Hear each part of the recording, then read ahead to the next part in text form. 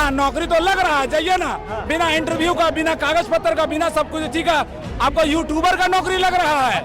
हाँ बस 15,000 का मोबाइल खरीदिए और आपका नौकरी हाथों हाथ। जयराम जी के साथ चल रहे हैं। हाँ एकदम सक्सेसफुल 110%। हमारे यहाँ के भी बच्चे हैं, मैट्रिक पास और इंटर पास बोलते हैं मेरा नौकरी लगा देता है, डायरेक्ट नौकरी बिना कंपटीशन फेस किए और बढ़िया पढ़े लिखे नौकरी लगेगी डायरेक्ट। बिल्कुल नहीं लगा। आजकल तो आदमी अपने से बोर्ड लगा के घूम रहा है टाइगर। टाइगर वो होता है जो जनता के लिए 200 लाठी पुलिस की मार खाता है। टाइगर वो होता है जो 83 दिन 1932 खतियान के लिए जेल की सोबतों को काटता है, तब वो टाइगर बनता है। जब फिक्र की आतिश में घंटों कोई जलता है, तब सहन के पर्दे से एक शेर निकलता है। अब हवाएं खुद करेंगी रोशनी का फैसला। अरे जिस दिए में तेल होगा वो दिया रह जाएगा, जिस दिए में तेल होगा। क्या कहना चाहिएगा? जयराम महतो ताल ठोक रहे हैं, कह रहे हैं मेरी सभा में लाखों की भीड़ हो रही है, इस बार डुमरी में युवा चलेगा। बातूनी आदमी से अगर कोई मतलब यह है कि बोलने पर विश्वास कर रहा है, आप तो खुद ही देख रहे हैं मैदान में, ये कोई भाड़े के नहीं है और विधानसभा के बाहर के लोग भी नहीं हैं। आप इसको इस तरह समझिए, 4 मर्तबा यहाँ से जगन्नाथ जी लड़े। उमूमन ऐसा होता है कि एक बार जीतने के बाद एंटी कैम्पेंसी चलती है। जगन्नाथ जी फर्स्ट बार 12,000 से जीते, सेकंड बार 16,000 से जीते, थर्ड बार 33,000 से जीते, फोर्थ में जब जीते तो 36,000 वोट से जीते। ये उनकी विशेषता थी। और जब उपचुनाव हुआ तो 1,02,000 वोट लाकर बेबी देवी जीती। तो बोलने वाले को क्या कहिएगा? आजकल तो आदमी अपने से बोर्ड लगा के घूम रहा है टाइगर। अगर कोई सूरदास आदमी अपना नाम नयन सुख रख ले तो भाई अब वो आदमी तो, ये तो प्रजातंत्र देश है ना। कोई अंधा आदमी है, सूरदास है और अपना नाम रखा है नयन सुख। कोई भिखारी है, अपना नाम रख लिया है करोड़ी मल। तो भाई क्या कहेंगे? टाइगर वो होता है जो जनता के लिए 200 लाठी पुलिस की मार खाता है। टाइगर वो होता है जो 83 दिन 1932 खतियान के लिए जेल की सोबतों को काटता है, तब वो टाइगर बनता है। जब फिक्र की आतिश में घंटों कोई जलता है, तब सहन के पर्दे से एक शेर निकलता है। ऐसा थोड़ा है कि अपने शेर लिख कर गले में टांग लीजिए कि हम शेर हैं। तो भाई बोलने की आजादी है सबको, यहाँ तो कोई किसी की मनाही नहीं है। लेकिन रिजल्ट के दिन आप आइएगा। मैं निमंत्रण दे रहा हूँ, निमंत्रण में दे रहा हूँ, रिजल्ट के दिन आइएगा। कोई नहीं दिखेगा, कोई नहीं दिखेगा, कोई नहीं दिखेगा, एकदम एक तरफा। अब की बार फिर से हेमंत सरकार, एक ही नारा, हेमंत दोबारा, यही नारा। आप अभी स्टेज पे बड़ा अच्छा एक शायर पढ़े थे, तुम तो परदेसी वाला, कुछ ऐसा। हाँ, मैंने कहा कि भाई कुछ लोग माइग्रेट करके आ रहे हैं, तो ये जो मैया सब आई हुई हैं, इनका नारा है कि परदेसियों से ना आँखियां मिलाना। अच्छा, तो परदेसी है कौन? परदेसी जो दूसरी जगह से माइग्रेट करके आया है। दूसरी जगह से क्या, बांग्लादेश से आया है? अरे बांग्लादेश से नहीं आया है, बगल वाला टुंडी से तो आया है ना। टुंडी विधानसभा नहीं है, टुंडी में आपने क्यों नहीं लड़ा? आप जब अपना वोट यहाँ नहीं दे पाएंगे तो कैसा चुनाव, कैसी लड़ाई, कैसा विधायक? सुनिए, तो ऐसे तो हेमंत सोरेन भी रामगढ़ के नेमरा के हैं, जाते हैं चुनाव लड़ते हैं बरहेट से। भैया कहाँ भोज राजा, कहाँ गंगू तेली, आप ऐसी बात कर रहे हैं। कहाँ हेमंत सोरेन और कहाँ ये, उनको तो वहाँ अपने सराखों पे बरहेट के लोगों ने बिठाया है। उनके पिताजी के जो खिदमात हैं, उन्होंने जो संथाल परगना के लिए किया है, ये तो जगजाहिर है। संथाल परगना में सबसे ज्यादा गरीबी है, आप कह रहे हैं। गरीब इसलिए कि झारखंड बना है और 6 साल हुकूमत किया है हेमंत बाबू ने। 19 साल तक ये बीजेपी वाले शासन किए हैं, 19 साल तक। अब हेमंत बाबू को मौका मिला है, तब हेमंत बाबू ने, चाहे वो अबू आवास हो, चाहे 2 यूनिट बिजली फ्री हो, चाहे मैया सम्मान योजना हो, चाहे केकेसी लोन 1 लाख तक का माफ़ी हो, चाहे बिजली बिल माफ़ हो, तो ये सब झारखंडी जनता को, यहाँ की गरीबों को, गुर्बत को देखते हुए इन लोगों ने ये योजना शुरू की है। लगता बीजेपी वालों के पेट में मरोड़ शुरू हो गया है, उनको डिसेंट्री हो रही है, उनको उल्टी हो रही है, उनको गैस का प्रॉब्लम हो रहा है। तो हम लोग क्या करें? आप लोग बीजेपी में हैं या आप लोग को खतरा जयराम महतो से है? हम लोग को किसी से खतरा नहीं है, कोई नहीं है। क्यों पड़े हो चक्कर में? कोई नहीं है टक्कर में। देखो थोड़ा शायरी सुना दीजिए ना हमारे दर्शकों को। झारखंड के आवाम तमाम लोग देखते हैं भोकाल टीवी। सूरज सितारे चांद हाँ, मेरे हाथ में रहे, जब तक तुम्हारे साथ मेरे साथ में रहे। शाखों से टूट जाएं वो पत्ते नहीं हैं हम, ये डुमरी की जनता का कहना है। शाखों से टूट जाएं वो पत्ते नहीं हैं हम। कह दो ये आंधियों से के औकात में रहे, कह दो इन आंधियों से के अच्छा। औकात में रहे। कौन से आंधी को औकात में रहने की बात कर रहे हैं? नाम बताइए। इंडिया महागठबंधन के अलावा जो अपने आप को कहता है कि हम आंधी हैं, हम तूफान हैं। अब हवाएं खुद करेंगी रोशनी का फैसला। अरे जिस दिए में तेल होगा वो दिया रह जाएगा, जिस दिए में तेल होगा वो एक बार आपका परिचय बता मेरा नाम कारी बरकत अली। मैं झारखंड मुक्ति मोर्चा के केंद्रीय समिति का सदस्य हूं और गिरिडीह जिला का मैं उपाध्यक्ष हूं। तो कारी साहब, सबसे बड़ा सवाल यह है कि आप ये बेबी देवी के सभा में जन सैलाब उमड़ा, नो डाउट, लेकिन जब हम जयराम महतो के सभा को देखते हैं तो वहाँ पर युवाओं की जन सैलाब होती है। तो मान लीजिए कि जैसे ये इनके बेटे होंगे, ये देंगे जेएमएम को वोट, इनके बच्चे देंगे जयराम महतो को वोट। उसमें 40% ऐसे लड़के हैं जिनकी उम्र 15, 16, 17 है। मतलब 18 साल नहीं हुआ है? नहीं, 40% लड़के जिनका नाम वोटर लिस्ट में नाम नहीं है। आप देख लें, अगर ऐसा नहीं होगा तो हमको आप जो कहेंगे मान लेंगे। सही ऐसे? अरे वो तो यहाँ के लड़कों का आचरण खराब कर रहा है। कैसे? हर सभा में कई एक लोगों को हम अखबार में पढ़ते थे कि 500 लोगों पर एफआईआर हो गया, 400 लोगों पर एफआईआर हो गया। ये सब पढ़ने वाले विद्यार्थी हैं, स्टूडेंट हैं। अगर इनका आचरण खराब हो गया तो फिर क्या होगा? अगर कहीं खुदा न खास्ते इनको नौकरी की बारी आ जाए और आचरण खराब हो जाएगा तो क्या होगा? 1.5 घंटा यहाँ पे उसने नॉमिनेशन के नाम पर रोड को जाम रखा। क्या एक जनप्रतिनिधि का यही काम है कि जो आपको वोट देगा आप 1.5 घंटा एम्बुलेंस को खड़ा रखेंगे? उसमें बेचारे मरीज थे, 1.5 घंटा स्कूल की गाड़ी खड़ी रही जिसमें छोटे छोटे बच्चे थे जो स्कूल से घर को लौट रहे थे, भूखे प्यासे थे। आज आपने देखा जगन्नाथ महतो ने यहाँ पर रैली निकालना सिखाया है कि रैली कैसी होती है, लेकिन कोई कह दे कि नामांकन के दिन किसी भी लोग को, किसी भी आदमी को कष्ट हुआ हो एक जनप्रतिनिधि का, ये काम नहीं है।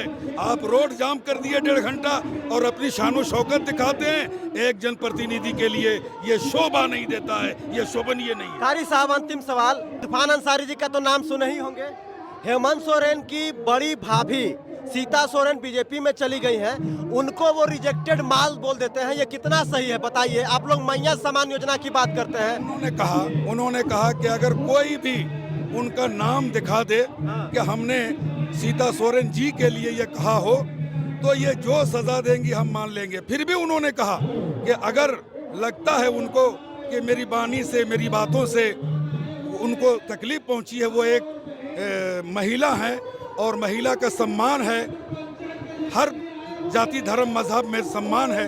अगर उनको लगता है कि मेरी बातों से, मेरी बानी से उनको तकलीफ पहुंची है तो मैं क्षमा मांगता हूं। उन्होंने माफी भी मांग लिया है। आप मैया सम्मान योजना, अबुआ आवास योजना, सावित्रीबाई फुले किशोरी समृद्धि योजना, केसीसी लोन, मुख्यमंत्री रोजगार सृजन योजना, तमाम इस प्रकार की योजनाएं गिना, 200 यूनिट बिजली फ्री, किसानों के लिए 2 लाख तक ऋण माफी, तमाम सैकड़ों योजनाएं गिना रहे हैं। लेकिन बात रोजगार की जाए तो हेमंत सोरेन पूरी तरीके से फेल है। चाहे जेएसएससी का मामला हो, जेपीएससी का मामला हो, तमाम चीजों में जो है पेपर लीक का बात लोग कह रहे हैं। बताइए। देखिए, इससे पहले जो नीट का पेपर लीक हुआ था, क्या वो झारखंड का मामला था? नेशनल मुद्दा था। नेशनल मुद्दा था। इसको कोई उठा रहा है? इसको कोई उठाता है? अभी तो ये जो एग्जाम हुआ इसमें तो ये तो जबरदस्ती थोपा जा रहा है। देखिए, हाई कोर्ट ने केस को एक्सेप्ट कर लिया। कारी साहब, सवाल ये उठता है कि भाई आप ही मुंसिफ हैं, आप ही गवाह हैं। भाई हम तो जानते हैं कि केस मेरे फेवर में नहीं होगा, क्योंकि आप ही गवाह हैं, आप ही मुंसिफ हैं, तो क्या कोर्ट मेरे फेवर में होगा? इससे पहले नीट की एग्जाम ऑल ओवर इंडिया में भी मेरे दो बेटी डॉक्टर हैं, नीट्स क्वालिफाई और दोनों पीजी कर निकाल लिया है।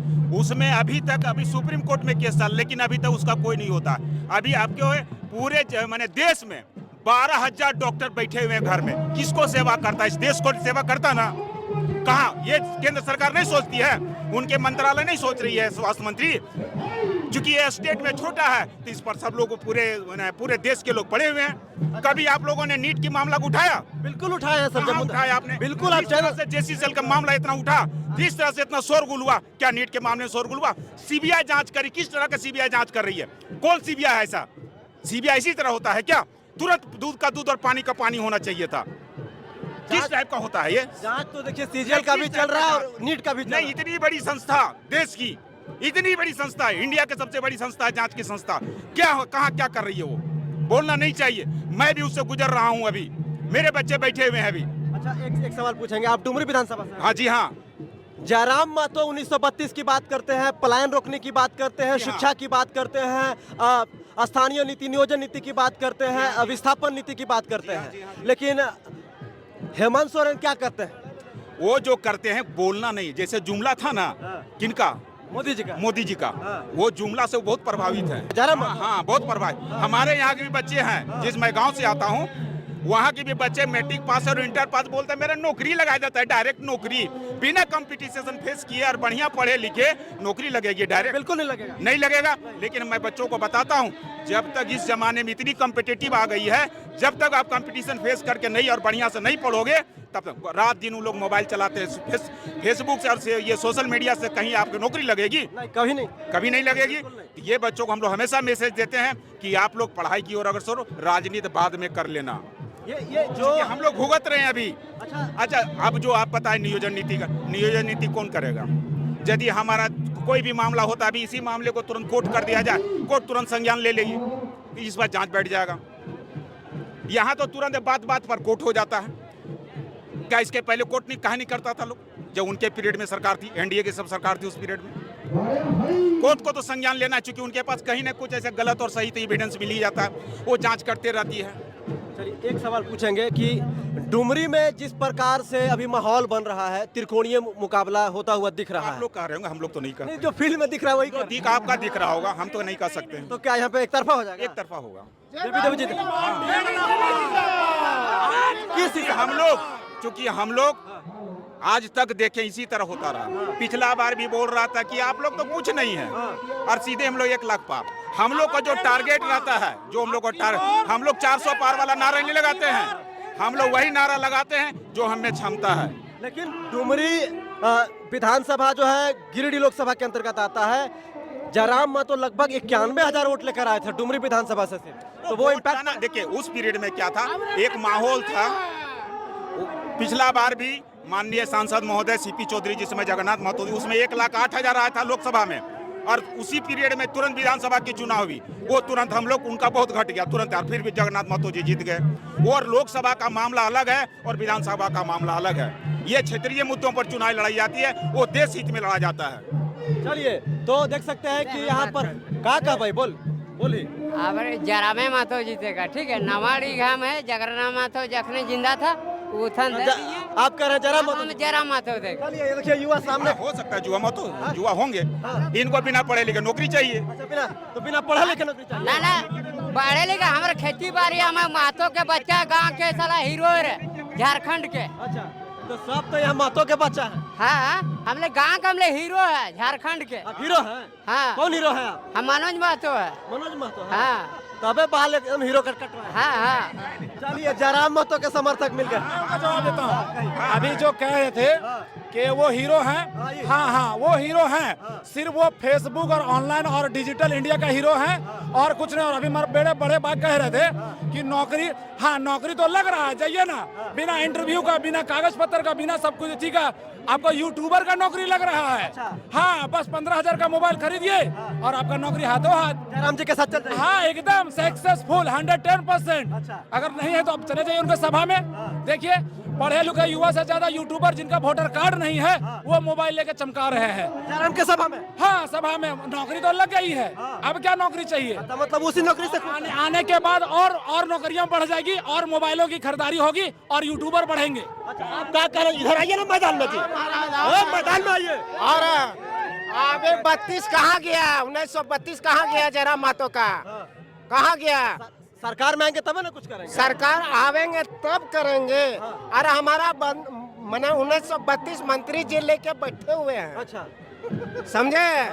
लेके बैठे हुए हैं, जेल गए और उनका कार्यकर्ता भी जेल झेले हुए हैं। समझे ना? 1980 से हम लोग जेएमएम में हैं और रहेंगे। और आप 1980 से जेएमएम में हैं, लेकिन आपका छुआ लोग कहाँ है जयराम के साथ? नहीं, मेरे छुआ लोग मेरे 32 में रहेगा, 1932 में जगन्नाथ मंत्री जी के साथ में। 32 जगन्नाथ भी कहते थे, 32 की लड़ाई हमेशा लड़ते थे।